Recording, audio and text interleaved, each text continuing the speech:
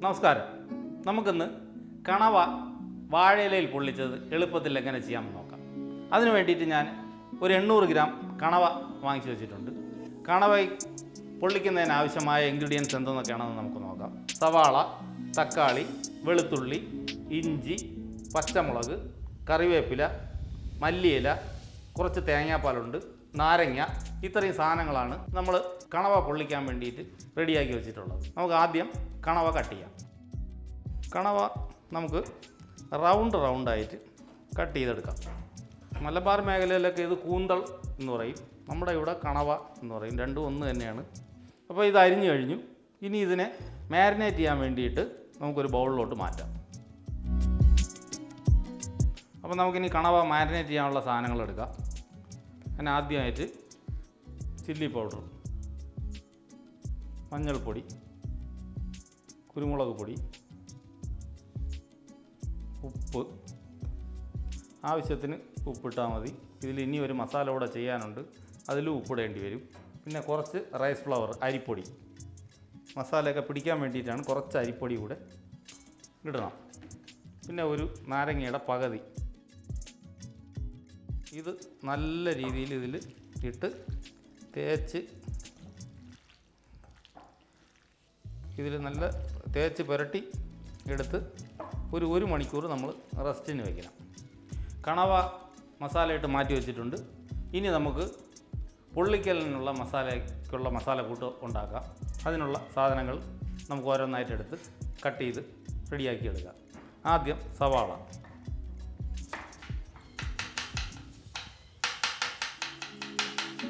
തക്കാളി കട്ട് ചെയ്തെടുക്കുക.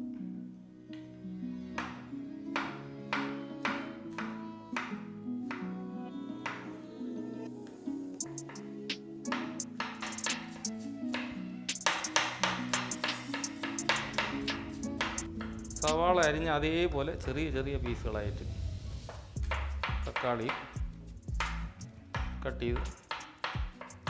ഇനി നമുക്ക് ഇതിലേക്ക് ആവശ്യമുള്ളത് ഒരു 2 പച്ചമുളക് നൈസായി ചെറുതായിട്ട്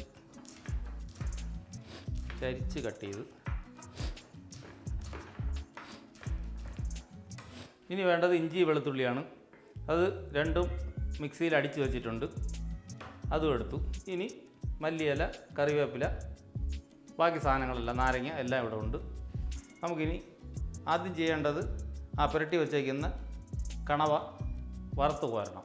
വറുത്ത് കോരിയതിന് ശേഷം ആണ് ഈ മസാല ഉണ്ടാക്കേണ്ടത്. ഇനി നമുക്ക് കണവ വറുത്ത് കോരാം. അതിന് പാൻ വെച്ചിട്ടുണ്ട്. പാന് ചൂടായി. ഇനി അതിലേക്ക് എണ്ണ ഒഴിക്കാം.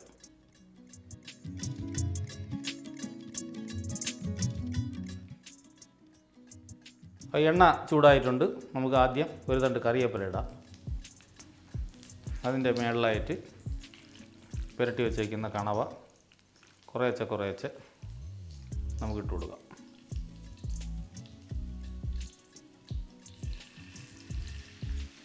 എണ്ണ നല്ല ചൂടായിരിക്കുകയാണ്. മുങ്ങി കിടക്കേണ്ട കാര്യമില്ല. 2 സൈഡും അങ്ങോട്ടും ഇങ്ങോട്ടും മറിച്ച് നമുക്ക് എടുത്താൽ മതി. പക്ഷേ ഈ കണവ പൊട്ടിത്തെറിക്കുന്ന സാധനമാണ്, നോക്കി തന്നെ നിൽക്കണം.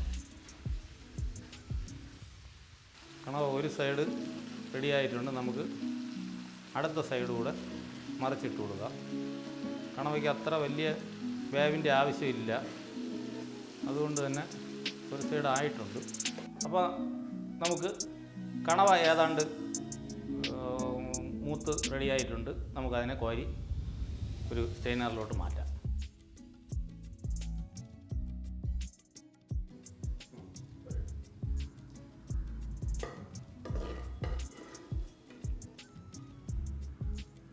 കണവ മൊത്തത്തിൽ നമ്മൾ കോരി മാറ്റി. ഇനി ഇതിൽ പൊള്ളിക്കാനുള്ള മസാല തയ്യാറാക്കാം. അപ്പോൾ ഈ കണവ വറുത്ത് കോരിയ എണ്ണ കുറച്ച് കിടപ്പുണ്ട്, അത് മതി. അതിലേക്ക് നമുക്ക് സവാള കട്ട് ചെയ്ത് വച്ചേക്കുന്ന സവാള ഇട്ട് കൊടുക്കാം. സവാള ഇട്ട് കൊടുക്കാം. സവാള ഇട്ട് ഒന്ന് വഴണ്ട് വന്നതിന് ശേഷം ബാക്കി സാധനങ്ങളിടാം. ആദ്യം സവാള ഇട്ടു.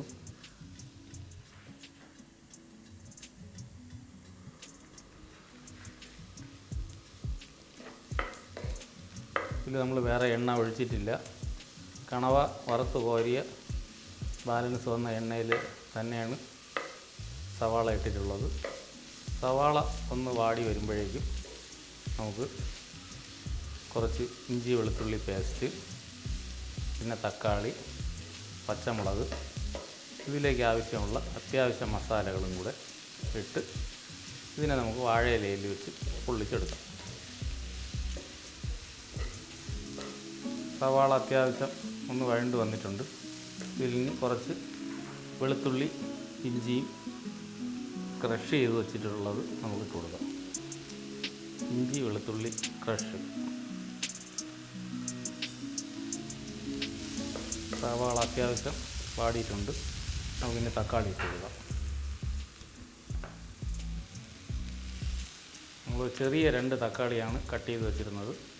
ആ ചെറിയ 2 തക്കാളി ഇതിലോട്ടിട്ടിട്ടുണ്ട്.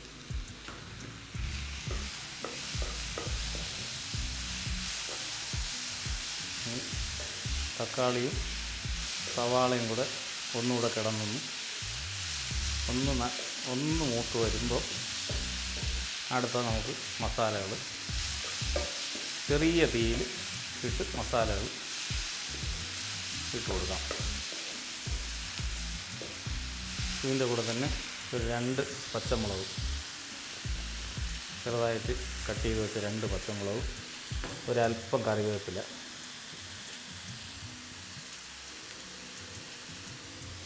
മസാലകൾ ഇടാം. ഇതിൽ കാശ്മീരി ചില്ലി പൗഡർ ആവശ്യത്തിന്, നമ്മൾ കണവ വറുക്കാൻ വേണ്ടിയിട്ട് അതിൽ മുളക് പൊടി ഇട്ടിട്ടുണ്ട്. അപ്പോൾ മസാലയ്ക്ക് ആവശ്യത്തിനുള്ള കാശ്മീരി ചില്ലി പൗഡർ, ഒരു അല്പം മഞ്ഞൾപ്പൊടി, കുരുമുളക് പൊടി, ലേശം ഗരം മസാല, ഒരു ഫ്ലേവറിന് വേണ്ടി മാത്രമായിട്ട് ലേശം ഗരം മസാല, ഈ മസാലയ്ക്ക് ആവശ്യമുള്ള ഉപ്പ്. ഇതിൽ ഇട്ടയ്ക്കുന്ന മുളക് മഞ്ഞൾപ്പൊടിയിലേക്ക് ആ പച്ച മണം മാറുമ്പോഴേക്ക് ഒരല്പം തേങ്ങാപ്പാലൊഴിച്ച് ഇതിനെ ഒന്ന് തിളപ്പിച്ചെടുക്കണം. നമുക്ക് ഒരല്പം തേങ്ങാപ്പാലൊഴിച്ച് കൊടുക്കാം.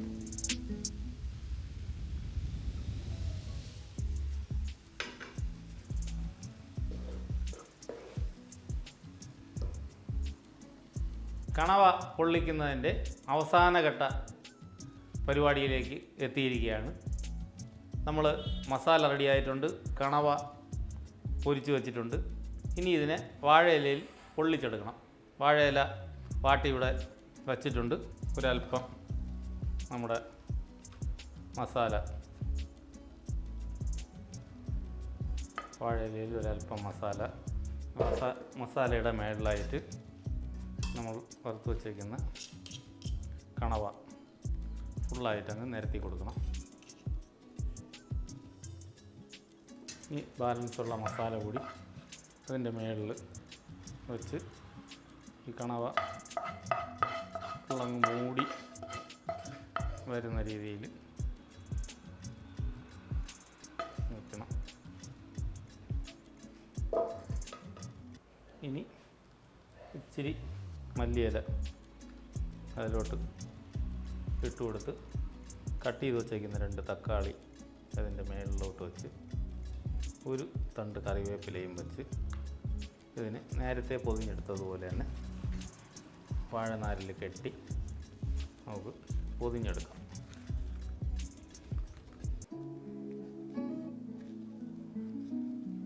അങ്ങനെ വാഴയിലയിൽ നമ്മൾ കണവ പൊതിഞ്ഞ് റെഡിയാക്കി വാഴനാരിൽ കെട്ടി വെച്ചിട്ടുണ്ട്.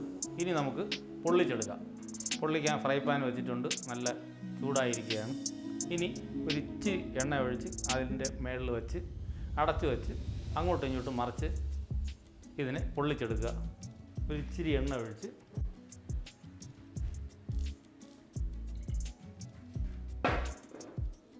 ഓരോന്നോരോന്നായിട്ട് ഇതിലോട്ട് വയ്ക്കാം.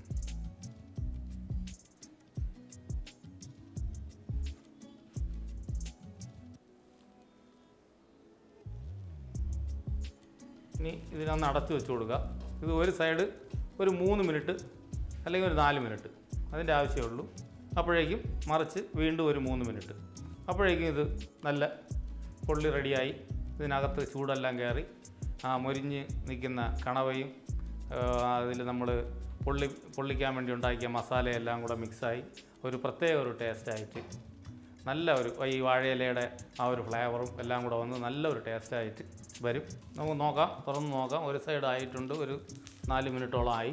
നമുക്ക് ഇനി ഇതിനെ പതുക്കെ തിരിച്ച് ഇട്ട് കൊടുക്കാം. നല്ല ചൂടുണ്ട്. നമുക്കിനി ഇതിനെ തിരിച്ചിട്ട് നേരത്തെ പോലെ ഒരു 3 മിനിറ്റ് അടച്ചു വെച്ച്.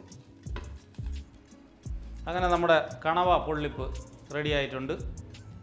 ഒരു 2 സൈഡും പൊള്ളിച്ച് ഫ്രൈ പാനിൽ നല്ല റെഡിയായി ഇരിക്കുകയാണ്. നമുക്കിനി ഒരെണ്ണം എടുത്ത് തുറന്ന് നോക്കാം.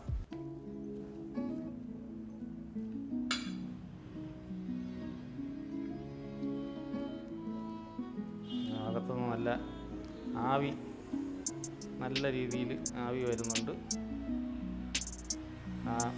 മേളിൽ വെച്ച കറിവേപ്പിലയുടെ മണവും